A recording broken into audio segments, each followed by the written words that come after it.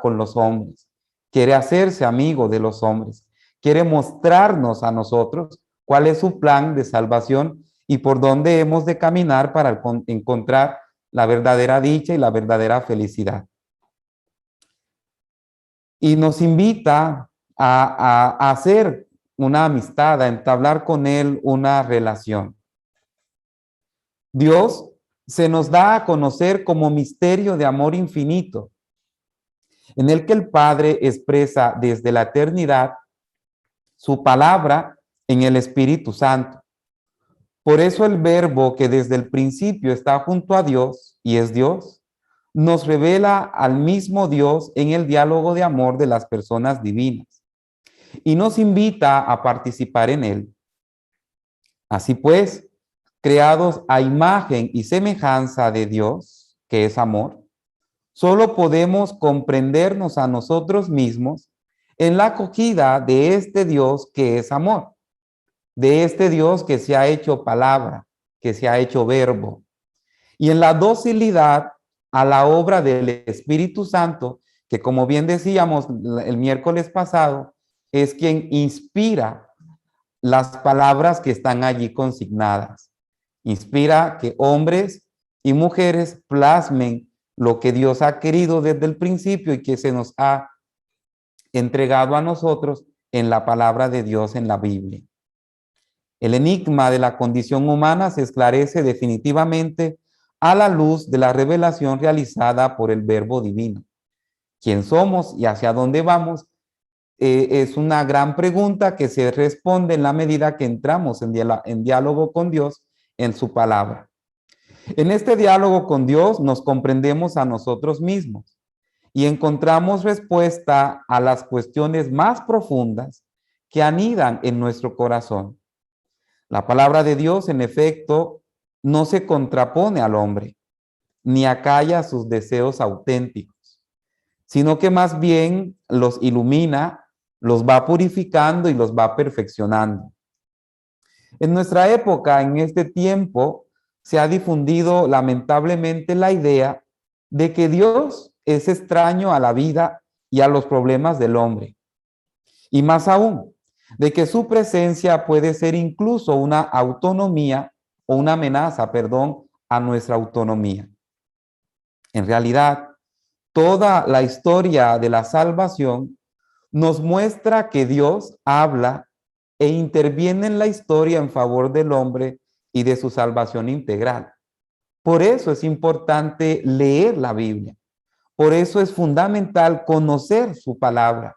Por eso es tan necesario imbuirnos en ella para entonces encontrarle razón y sentido a nuestra propia historia como lo comentábamos el miércoles pasado. Dice San Buenaventura, el fruto de la Sagrada Escritura no es uno cualquiera, sino la plenitud de la felicidad eterna. Y como todos nosotros queremos ser felices, tenemos que poner la mirada en la fuente de esa felicidad, que es la palabra de Dios. En efecto, dice San Buenaventura, la Sagrada Escritura es precisamente el libro en el que están escritas palabras de vida eterna, para que no solo creamos, sino que poseamos también la vida eterna, en la que veremos, amaremos y serán colmados todos nuestros deseos. Ahora bien, la revelación.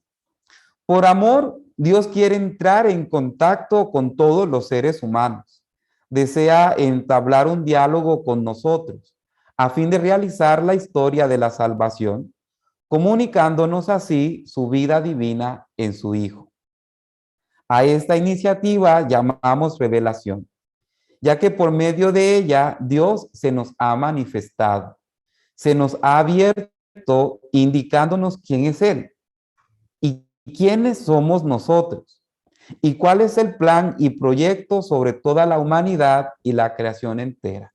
Esto es la revelación. Es el plan de Dios que se nos ha entregado, que se nos revela, que se nos hace claro, que se nos manifiesta en la palabra santa que está consignada en la Biblia. Esta revelación se lleva a cabo a través de obras y palabras íntimamente ligadas. Por una parte, las obras que Dios realiza en la historia manifiestan y confirman lo que las palabras anuncian. Dios hace, pero también habla, o viceversa. Dios habla, pero también hace, y sobre todo hace. Y a su vez, las palabras proclaman las obras y explican su sentido profundo. Esta revelación que se fue realizando paulatinamente por diversos intermediarios, que es lo que vamos a leer y a ver después cuando entremos al bloque de historia de la salvación, pues tendremos esta oportunidad de ver cómo Dios fue revelándose poco a poco. Al principio por medio de algunos patriarcas y luego por medio de unos profetas, unos mensajeros, unos jueces, unos reyes, y llegando a la plenitud de los tiempos en la persona de su Hijo. Después, en los discípulos de él y ahora en la iglesia. Dios se sigue revelando, sigue hablando y sigue actuando. Poco a poco esta memoria de la revelación, que era no solo recuerdo del pasado, sino interpretación y actualización, fue quedando consignada por escrito en los libros de la Biblia. El miércoles próximo vamos a hablar de cómo fue formándose la Biblia hasta tener el libro que hoy hojeamos nosotros, que no fue, como les decíamos ya, no fue algo de la noche a la mañana. Es un proceso de siglos, es algo paulatino que se fue dando poco a poco. Y qué interesante que nosotros podamos conocer esta historia de la formación de los libros de la Biblia. Esto es para el próximo miércoles y ya les dejo allí la inquietud. En la Biblia encontramos esta palabra que Dios a lo largo de la historia ha comunicado a la humanidad.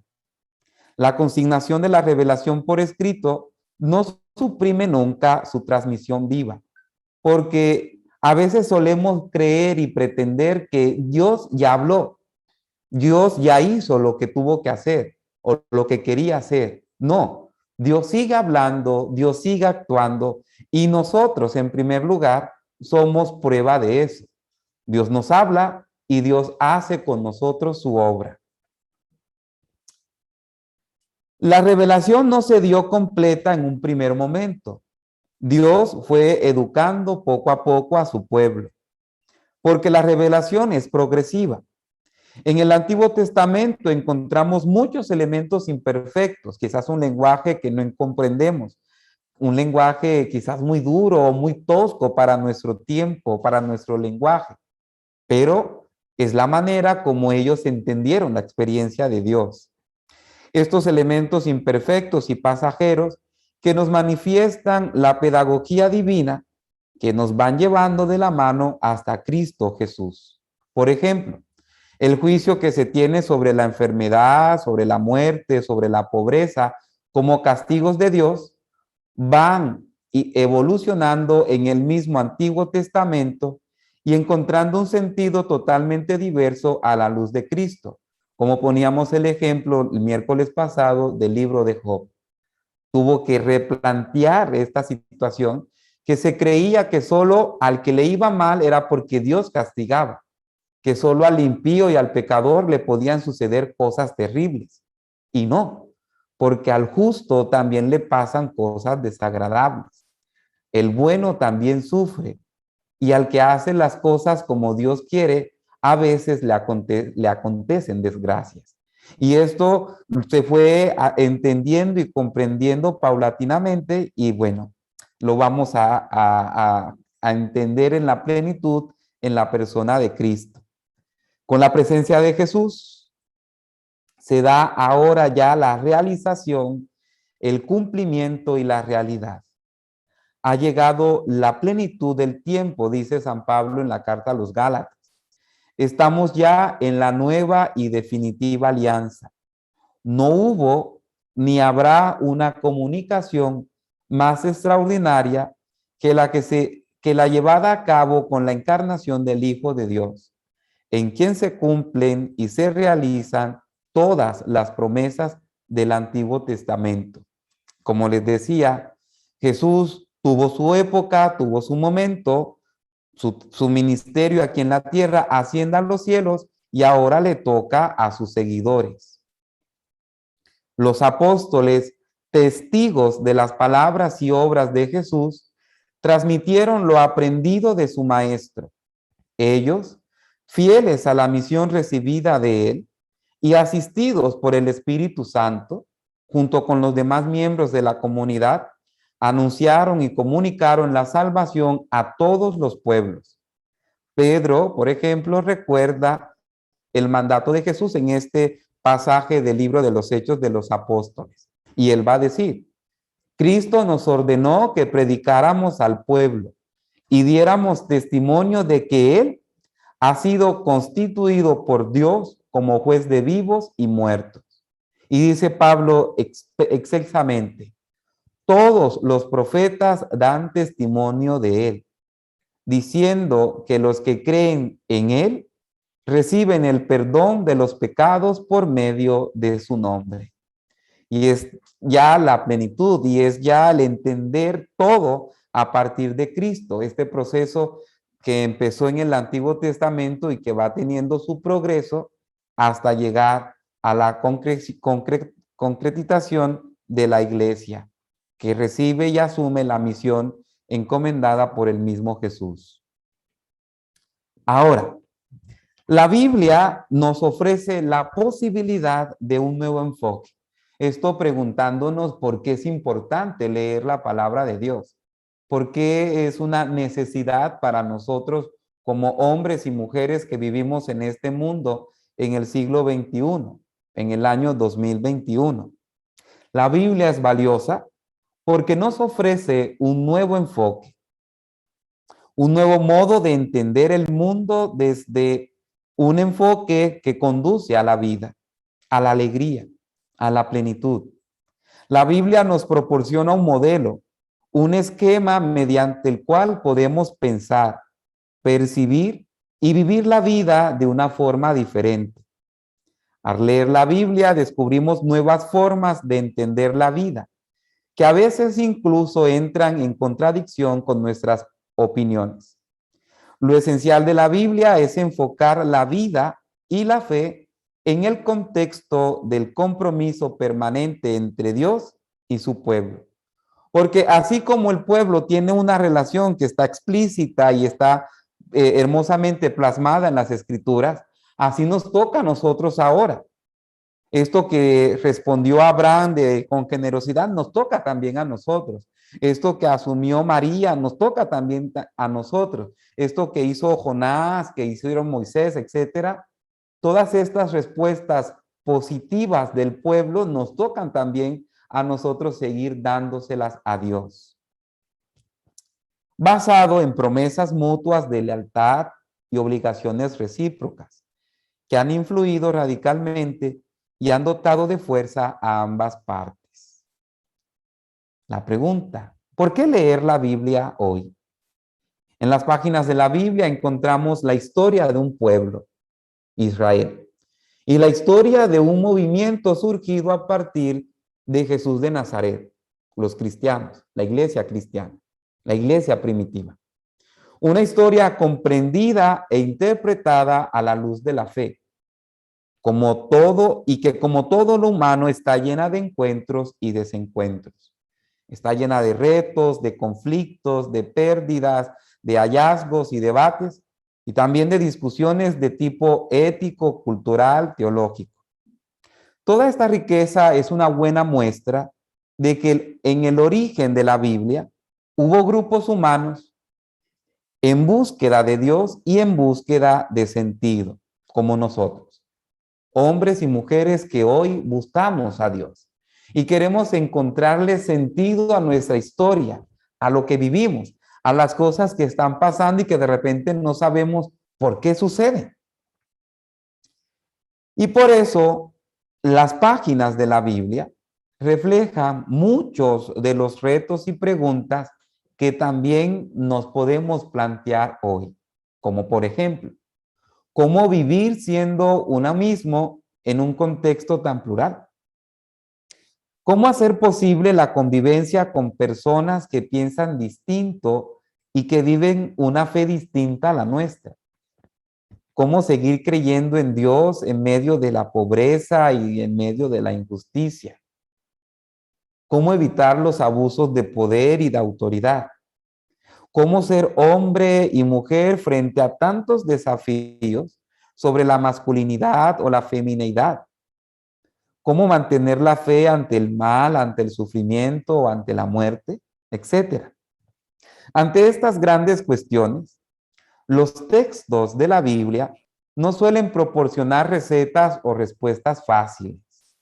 En muchas ocasiones nos dirán que ante una misma situación caben muchas respuestas, distintas respuestas, invitándonos de este modo a profundizar y a reflexionar sobre los pros y los contras y sobre la legitimidad de cada una de ellas. A veces la palabra de Dios nos invita a reflexionar, nos invita a entrar en diálogo con lo que está sucediendo.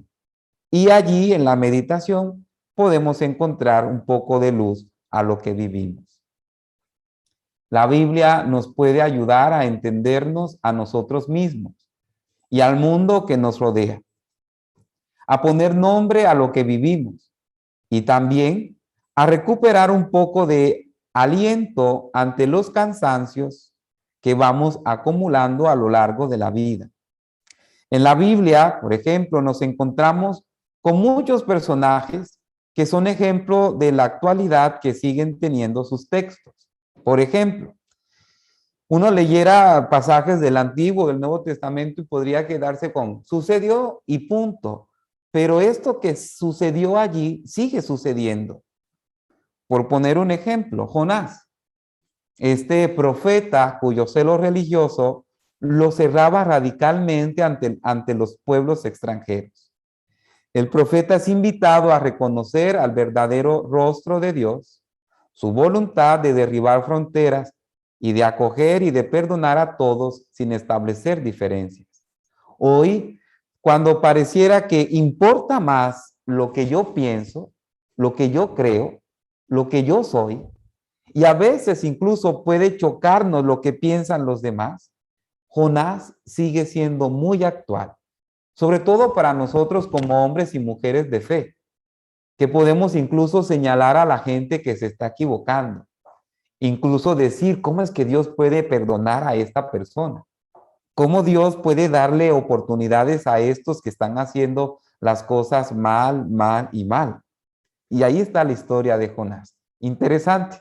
Son de esas historias cortitas, pequeñas, con una gran riqueza y con una provocación para nuestras vidas, para que replanteemos muchas cosas y sobre todo para que replanteemos la manera como estamos viviendo y juzgando a los que son diferentes, a los que Dios también ama. Otro que a mí me encanta particularmente es el profeta Jeremías. Un profeta entregado a Dios y a su pueblo, apasionado por el bien y por la justicia, a quien le llegó el turno de la desesperanza. Es un profeta que ya no quiere hablar en nombre de Dios, ni mucho menos quiere hablar de Dios.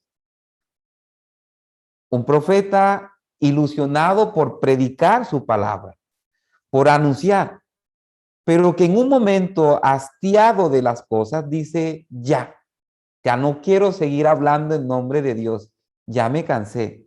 A veces eso le pasa o nos pasa, hermanos, a nosotros, hombres y mujeres de fe que creemos en el Señor. De repente sentimos que lo que hacemos es algo inútil o sentimos que lo que estamos predicando, enseñando, aconsejando a los demás no tiene sentido. En los momentos de cansancio, cuando los pocos frutos hacen pensar que no merece la pena empeñarse por un mundo mejor, la lectura de Jeremías puede ser fuente de ánimo y de consuelo. Otro, para leer y para tener allí como cuando queremos tirar la toalla, como decimos corrientemente. Leamos a Jeremías, miremos su vida y cómo Dios lo levantó y cómo él se llenó de nuevos bríos y reforzó su esperanza y se animó a hacer el plan de Dios, la voluntad de Dios. Otro que espero no escandalizar, un famoso rey, el rey David, un rey que supo reconocer con humildad la tiranía de sus actos. Un rey famoso, a quien Dios amaba muchísimo, pero que en un momento de debilidad se olvidó de Dios, se olvidó de lo verdaderamente importante y entonces comete un abuso, se acuesta con la mujer de alguien, la mujer que no era su esposa, y pone al esposo, a Urías, al frente para que fuera uno de los primeros a quien el ejército enemigo matara. Terrible pecado el de David. Y sin embargo, arrepentido, con humildad, tuvo que reconocer, ¿no? ¿Cuántas veces, y no es porque nosotros tengamos estos pecados, pero cuántas veces no tenemos que volver al Señor con humildad y decirle, perdóname, he fallado, me he equivocado, he abusado de la confianza que me has dado, he abusado del bien que tú me has proporcionado. Y entonces Dios perdona, Dios reivindica. El relato bíblico presenta al rey más importante y recordado de la historia de Israel, no solo como un personaje que hizo grandes hazañas, también de manera un tanto sorprendente, como un ser humano con episodios oscuros e incluso escandalosos. Y sin embargo, Dios está actuando, porque este Dios es un Dios que perdona, que nos mira con misericordia y con ternura y nos da la oportunidad de enmendar lo que hacemos mal y de retomar otra vez el camino para que las cosas las hagamos mejor. Es un personaje al que también estamos invitados y una historia al que estamos invitados a leer y ver cómo a pesar de las equivocaciones, Dios nunca se olvida de sus hijos. Por otro, uno con el que podemos identificarnos también muy bien es con Pedro, el discípulo de Jesús, el primer apóstol. Un discípulo de Jesús que aprendió a reconciliarse con su fragilidad humana. Los textos sugieren un proceso de reconciliación. Pedro, pese a haber abandonado a Jesús allí en Getsemaní, y aunque después lo negara, va siguiendo cuidadosamente los pasos del Maestro. Sus movimientos parecen indicar al mismo tiempo el deseo de seguir al lado de Jesús y su incapacidad para hacerlo, de modo que tuvo que enfrentarse a su propia fragilidad y a sus limitaciones. Quizá recordó algunas de las enseñanzas de Jesús acerca del perdón y comprendió que pese a no haber sido capaz de estar a la altura de las circunstancias, Jesús lo acogía tal y como era y le ofrecía una nueva oportunidad. Y esto pasa siempre. ¿Quién de nosotros no se ha equivocado? A veces, tengo que decirlo, más veces de las que quisiéramos. Y ahí está el Señor, mirándonos con ternura y dándonos la oportunidad de reempezar, de comenzar. Estos 4 ejemplos los presento como para que veamos la actualidad de estos pasajes.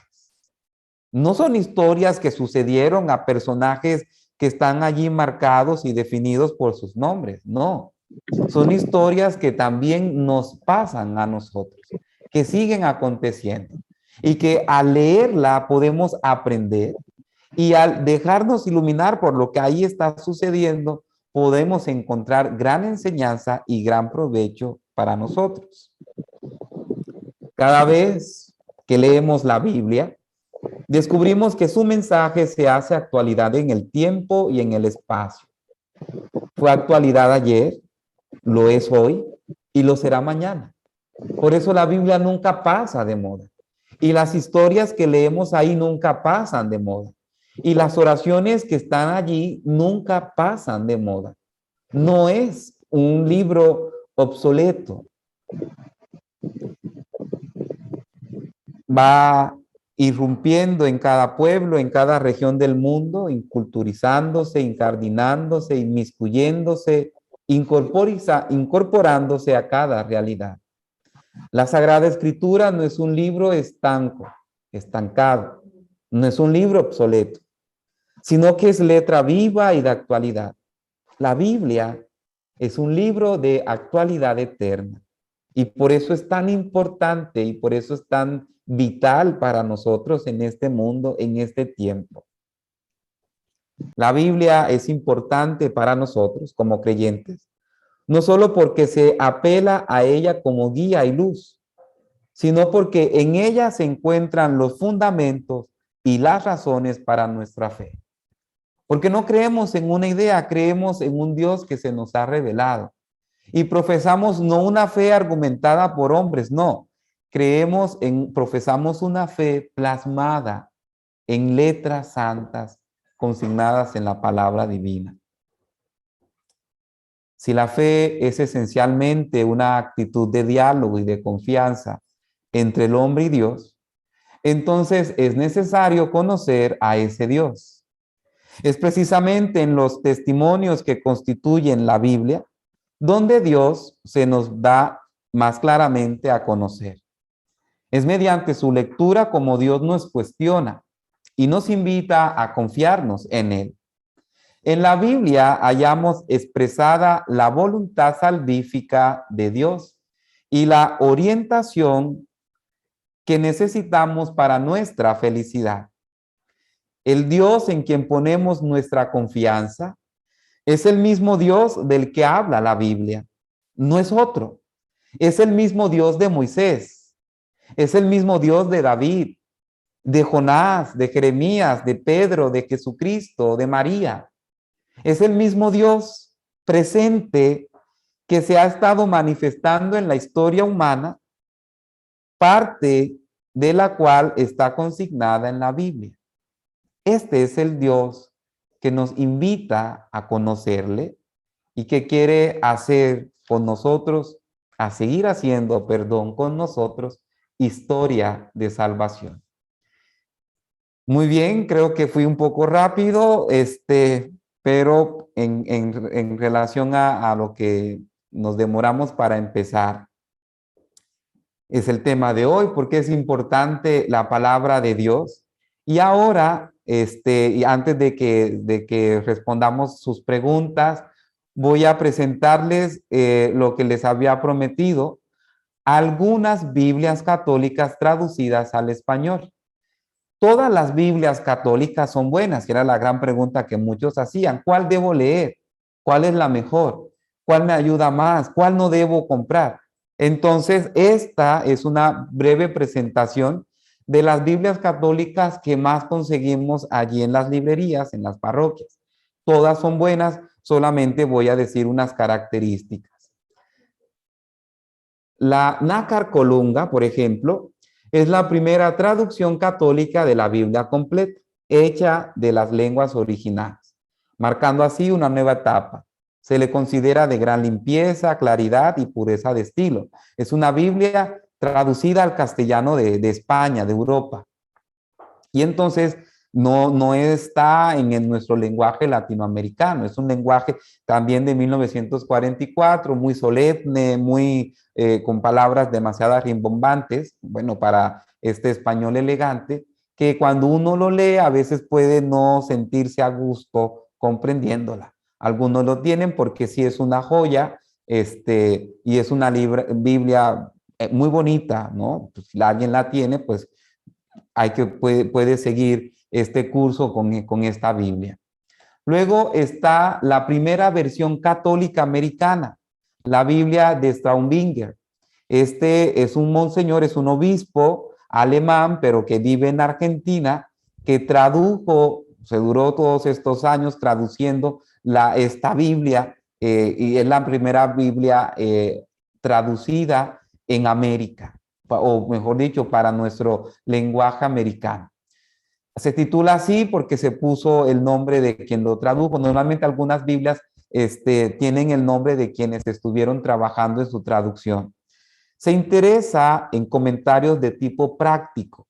Una Biblia muy popular para el pueblo, no tanto para la solemnidad o como la nácar colunga, con un lenguaje elevado, sino con un lenguaje sencillo, que quiere buscar la unidad de toda la escritura, ¿no? Antiguo Testamento tiene un lenguaje, Nuevo Testamento trata de tener el mismo lenguaje. Esa es una Biblia, algunos la tienen también, aquí en México se consigue fácilmente. Si la tienen en casa, pues pueden también seguir este curso. La Biblia Dios habla hoy. Esta es una Biblia ecuménica, es la traducción de las Sociedades Bíblicas Unidas, que esta es protestante propiamente, pero esa traducción fue aprobada por el CELAM, que es la Conferencia de los Obispos de América Latina, y tiene para que los católicos también la pudieran comprar o leer o rezar. Es muy popular, es dinámica y es un lenguaje muy accesible. La hacen ellos, de hecho es una Biblia también, como está muy auspiciada, por ello muy barata, muy fácil de conseguir. Yo personalmente, esas sí no se las recomiendo a los católicos. ¿Por qué? Porque sí está muy marcada en la traducción y en la manera como seleccionaron los libros y los pusieron, el orden, pues sí siguieron más bien el orden de los protestantes y no nos hace justicia tanto a nosotros como católicos. Pero si alguien la tiene, yo me recuerdo que creo que la primera Biblia que mi mamá me regaló era esta, Dios habla hoy, pero bueno, ya crecí, ya puedo distinguir, ¿verdad? Bien, la Biblia de Jerusalén, la primera versión o la primera edición española es de 1967 y la traducción original francesa fue realizada bajo la dirección del École Biblique de Jerusalén. Es una universidad de los padres dominicos que está allí en Jerusalén y que ellos se dedicaron a traducir la Biblia desde los idiomas originales, griego, hebreo y arameo. Una Biblia con profundas notas sobre la traducción. Se le considera una Biblia para especialistas, como les decía la vez pasada, de hecho es la que yo le pido a todos los seminaristas en mis clases. A ellos les tengo que exigir de cierta manera la Biblia de Jerusalén, pero si ustedes la pueden conseguir, pues perfecto. Para este tipo de cursos, sobre todo por las notas y las aclaraciones, es muy útil y nos ayuda mucho. La fidelidad del texto la hace muy práctica y útil para cualquiera. De hecho, hay una Biblia de Jerusalén latinoamericana que tiene sus asegúnes, pero también la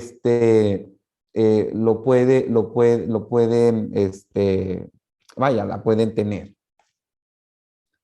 Ahora está esta Biblia latinoamericana. Es una Biblia que surgió allá en los 70, cuando la teología de la liberación, una teología latinoamericana, estaba en auge.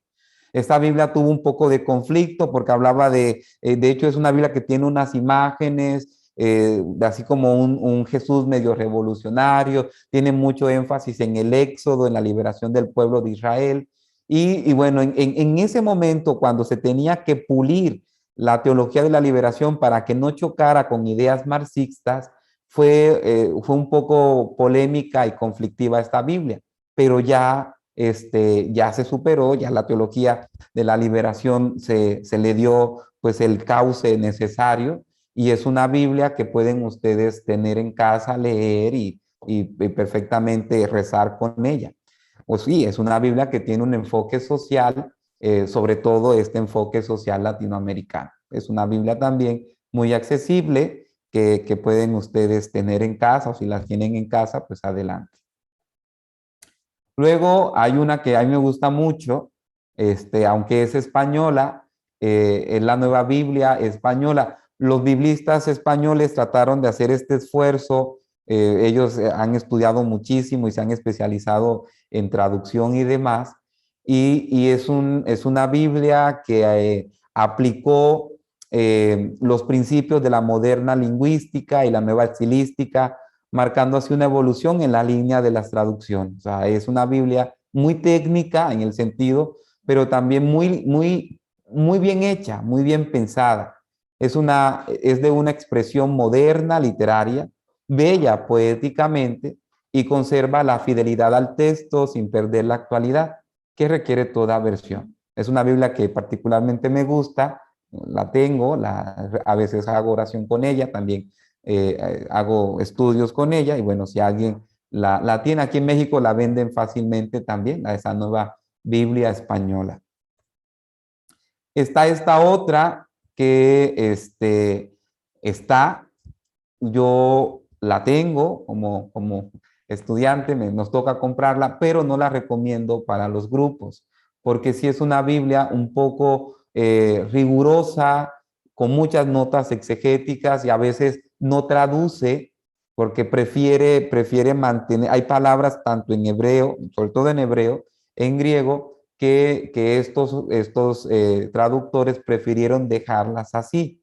Nada más transliteraron la palabra y no le dieron una traducción al español. Es un poco científica esta Biblia, Cantera Iglesia, también se vende aquí. Es directa, es literal. Y entonces, el hebreo, por ejemplo, no habla con el verbo ser o estar. Y ellos, cuando están traduciendo, omiten el verbo ser o estar porque así está. En el texto hebreo no hay el verbo ser estar, ¿verdad? Y luego los pronombres son muy reiterativos, ¿no? Por ejemplo, la esposa de mí, nadie habla así ahora, pero sin embargo así está escrito en hebreo. Entonces es una Biblia un poco más elevada en plano de científico, literario, exegético, pero pues también es recomendable para quien después quisiera profundizar y tener una Biblia de esas en casa.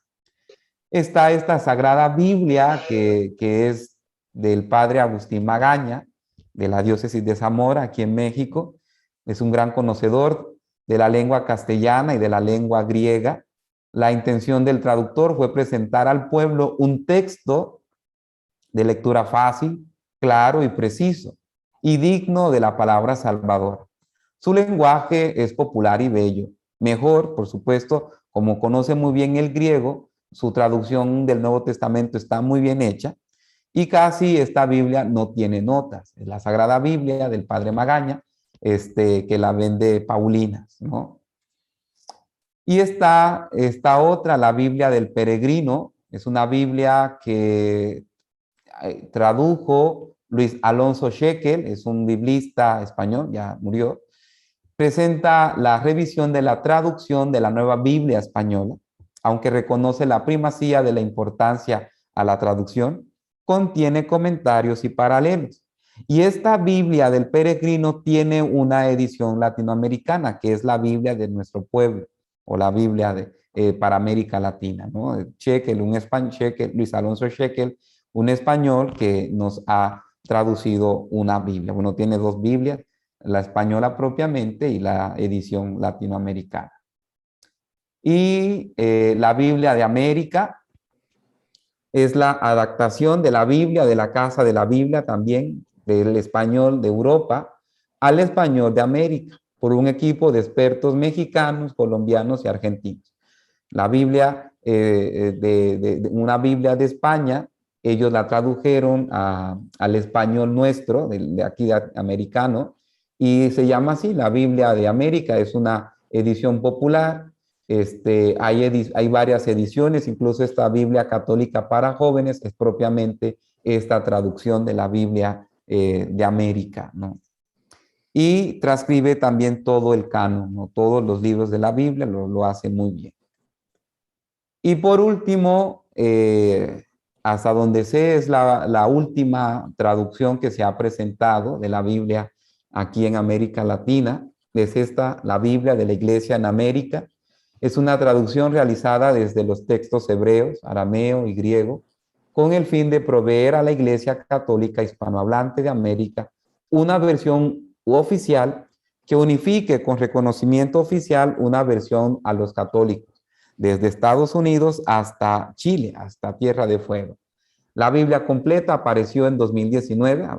Tengo, para presumirles, tuve la fortuna de asistir a la presentación de esta Biblia y es muy interesante cómo los traductores explican el proceso de años, porque traducir una Biblia implica años, al menos ellos duraron casi 9 años traduciendo esta Biblia para nosotros.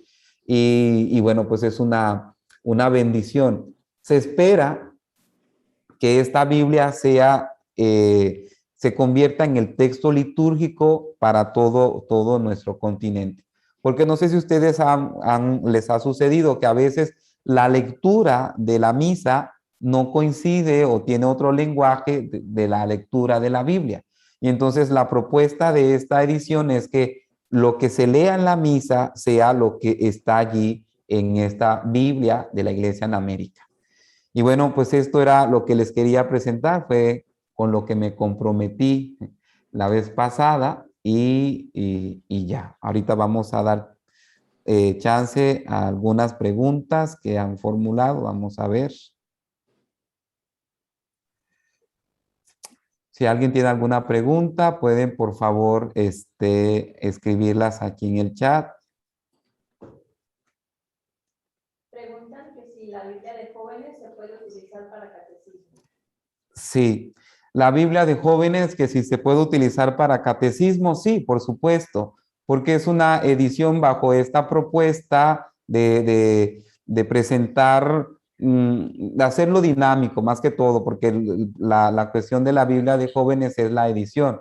Tiene sus pasajes, tiene sus dibujos, tiene sus secciones de temas de interés y no sabías qué y te explican algunos detalles y entonces esto favorece y ayuda mucho a la catequesis como tal. Claro que sí. También preguntan qué Biblia es la que se utiliza para la liturgia. Esta es una pregunta.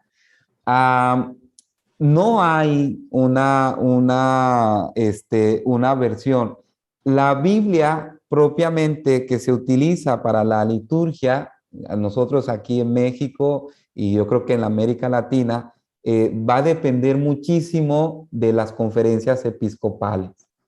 Las conferencias episcopales cuando publican los leccionarios, presentan sus Biblias, presentan sus traducciones.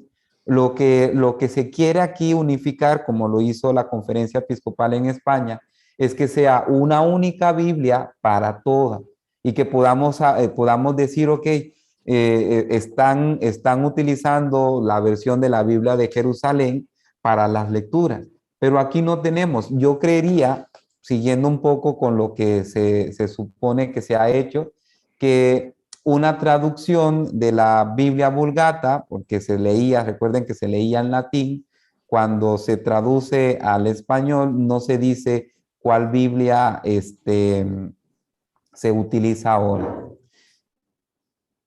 ¿no? Preguntan también, tengo la Biblia misionera de los servidores de la palabra. ¿Esta también puede ser para el curso? Sí, la Biblia de los misioneros servidores de la palabra es una edición de la Dios habla hoy, ¿verdad? Entonces, como les decía, es católica, es ecuménica y como bien dicen, es una Biblia, como la expliqué, una Biblia muy sencilla, muy clara, con un lenguaje accesible para todos. ¿Es recomendable la Biblia para niños? ¿Cuál sería la adecuada? Yo tengo aquí un dilema con la Biblia de niños, porque a veces la Biblia de niños se convierte en historietas y la Biblia no es historieta, ¿no? Entonces, cuando uno compra una Biblia para niños, pues debería comprar la Biblia como tal. Si uno va a regalarle al niño un libro de historias bíblicas que es diferente, entonces, pues hay muchas ediciones de historias bíblicas y entonces están allí, los niños incluso pueden colorear o se ve en forma de historieta los sucesos bíblicos, pero sí no estas versiones de Biblia que omiten algunos pasajes, omiten muchos libros y que se enfocan quizás nada más al Nuevo Testamento o a historias así muy grandes, ¿no? para que el niño no crea que la Biblia solamente es la historia de David cuando mata a Goliat, o que el niño solo crea que en la Biblia solo es la historia de Noé y el diluvio, que es lo que a veces solamente quedan en esos libros, ¿no? Entonces tratar de presentarle al niño la Biblia completa y decirle que pues esta es la Biblia, ¿no?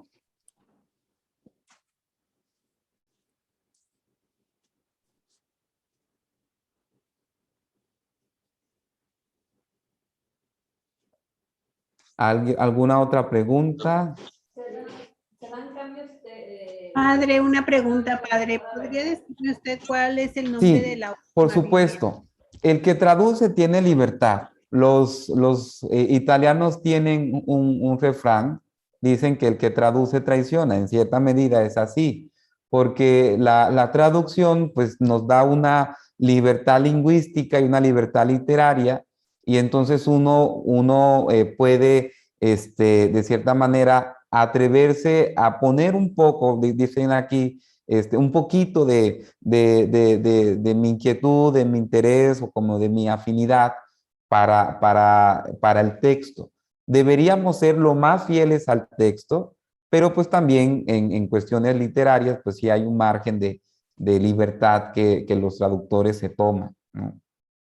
¿Qué opina de la Reina Valera? La Padre, Reina Valera no la mencioné aquí porque la Reina Valera es una versión de la Biblia de los protestantes. Es una Biblia traducida.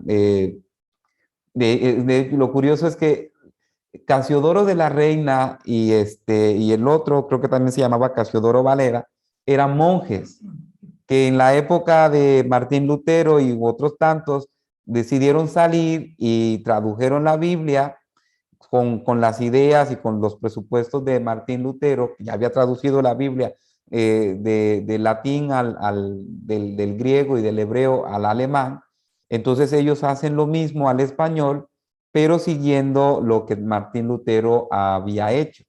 Entonces, para nosotros como hispanos o para los hispanos, es una Biblia pues muy valiosa, pero con este enfoque y tinte netamente protestante. O sea, no es la Biblia que tiene todos los libros como la Biblia católica. La Biblia Navarra padre, es buena. ¿podría decirme Sí, de la última los, versión? los biblistas de Navarra, digo, de hecho en España se trabaja muchísimo y se ha invertido muchísimo en la cuestión bíblica. Y yo creo que son de los que, como les decía la vez pasada, los que mejores han estado trabajando, hispanohablantes, los que mejores han estado trabajando en cuestión bíblica. Entonces, si es una buena Biblia, la de Navarra, y si alguien la tiene, pues excelente, ¿verdad? ¿Algo más? Bueno, Padre, padre, queremos padre, lo Hay siguiente. agradecer. alguien que quiere comentar. Ok. Sí.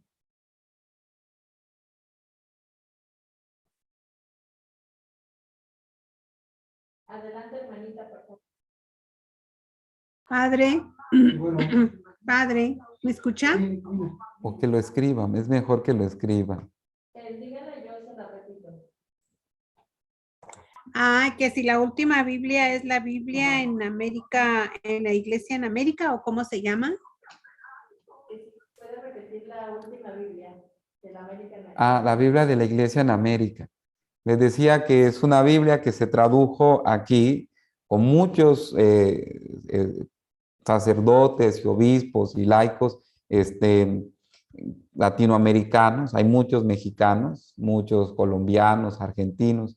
Hicieron este esfuerzo de hacer una Biblia con el lenguaje más sencillo y más común para toda la América Latina, y es la Biblia que se espera sea la que se lea en la liturgia de la iglesia, en nuestras misas, ¿no?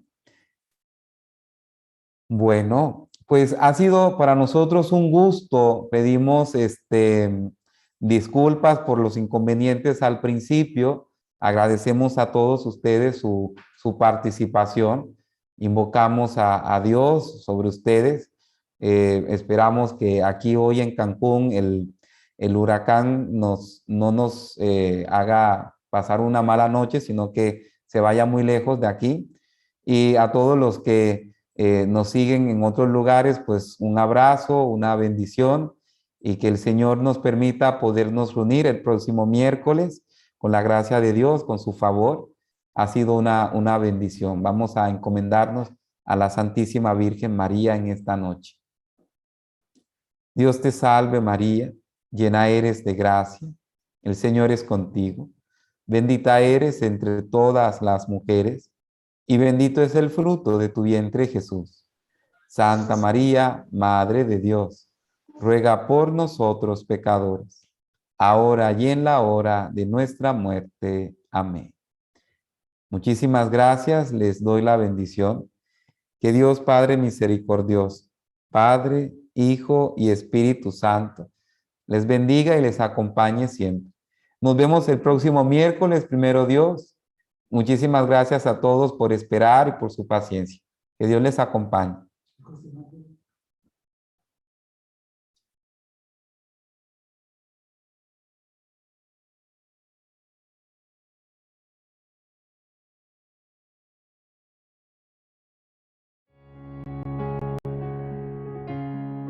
Hoy he venido a una cita con Dios, a este instante de adoración, para hablarte y contarte mi día en un momento. Quiero escuchar y sentir que tu voz me da la calma, la paz y el valor que necesito para estar tranquilo en mi vida.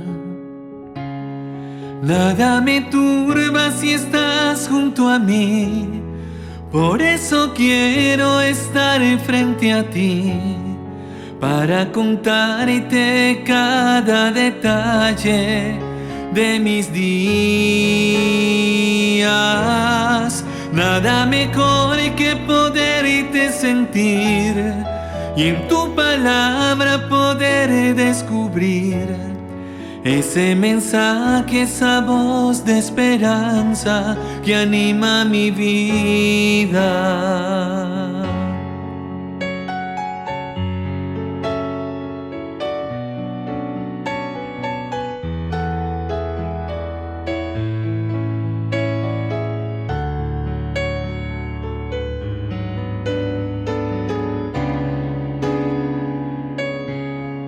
En esta cita te vengo a decir que tú me sostienes si siento temor. Todo se pasa, todo se calma cuando estoy contigo. Jesús, nada me turba si estás junto a mí. Por eso quiero estar frente a ti, para contarte cada detalle de mis días. Nada mejor que poderte sentir y en tu palabra poder descubrir ese mensaje, esa voz de esperanza que anima mi vida. Todo se pasa, todo se calma cuando estoy contigo. Todo se pasa, todo se calma cuando estoy contigo.